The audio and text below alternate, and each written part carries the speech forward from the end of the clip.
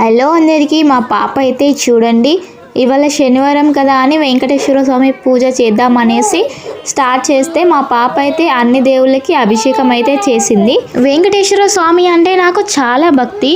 స్వామివారిని నేను కోరిక అయితే కోరుకున్నాను, నా కోరిక నెరవేరితే నీ దర్శనం చేసుకుంటా స్వామి అనేసి.